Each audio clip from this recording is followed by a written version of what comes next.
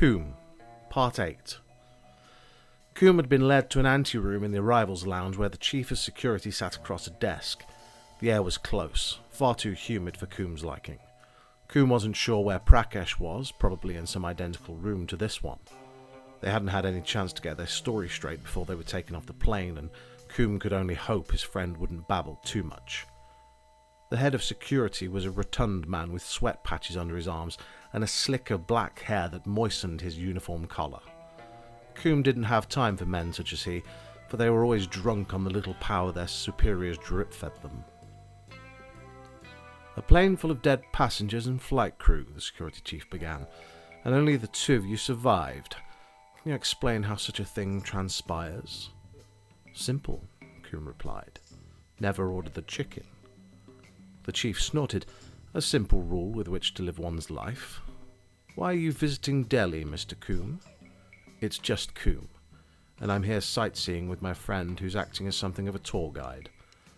Coombe had already clocked the baggage cart parked up outside the office and was waiting for the opportune time to make his move. "It matters not," the chief continued. "I am to hold you here until the police arrive. I am sure they will take more than a passing interest in your dietary requirements." As he spoke, a subordinate entered the room and took the chief's order of coffee and just 2 biscuits. He was apparently watching his weight. Coombe arched an eyebrow and then absent-mindedly eyed up his own paunch. Too many licorice all sorts, he thought. They sat in silence until the lackey returned with a tray of mugs and biscuits. "Wait until he starts pouring," Coombe thought. "Then make your move." And he did. As soon as the poor fellow started pouring, Coombe leapt out of his seat, startling the lad so that he poured coffee straight into the chief's lap. He let out a howl of pain, by which time Coombe was up and out of the door. Coombe had already decided to leave Prakesh behind. He didn't have time to collect the hapless vegan. He slid into the seat of the baggage cart and with relief saw the keys were in the ignition. Turning the key, the cart roared into life, or rather clicked into life as the electric motor engaged, and sent Coombe hurtling off at a heady 5 miles per hour. The chief's men were already chasing after him at a steady jog as Coombe veered between travellers, waiting for their flights and idiots with their heads buried in their phones, but it was too late. Coombe hit one of them and felt the baggage cart bump sickeningly over their body. Coombe felt no remorse. That's what you get for playing Candy Crush in a busy airport. Coombe had seen his grandson playing the game at some point and could make head nor tail of it. He needed to get rid of his pursuers and fast. Coombe swung a hard left into the duty-free section, hoping to lose them amongst the cut-price Toblerones and perfume. Coombe loved a Toblerone. Coombe mistimed his turn and ploughed straight into a perfume stand, sending bottles flying in every direction, smashing and spilling over the floor. This reminded Coombe to pick up a bottle of Brut, his favourite fragrance, next time he was in Asda. Coombe pulled another left by the whiskey and watches and continued forward at near breakneck speed. Another left and he was back by the destroyed perfume stand. Coombe realised with fear and dread that he was trapped in the endless circle that was duty-free. A thought struck him. Something about men's ties. Yes, the exit was always next to the men's ties.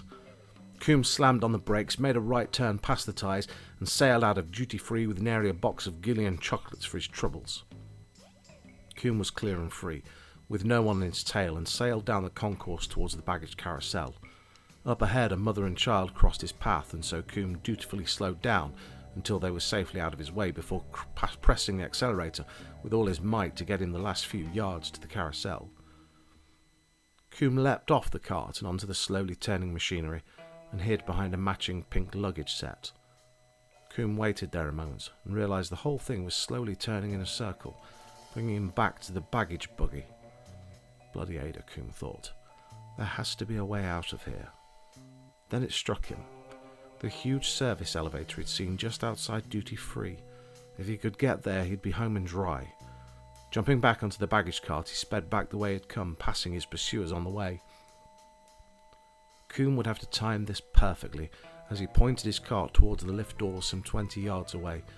Inching ever closer, a bead of sweat started to form on his brow. Closer still. Closer. Closer.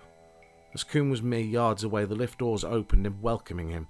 He flew in and the doors closed. For some reason, the lift's welcome embrace made Coombe think of his famous favourite pastry, an apple turnover. He'd treat himself when this was all over, but for now he was safe. For now. Coombe will return in Coombe Part 9, Aftermath.